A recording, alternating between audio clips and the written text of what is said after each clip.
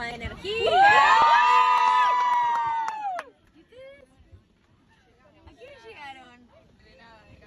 ¿Cómo están? ¿Cómo va todo? ¿Con ganas de ver el show? Sí.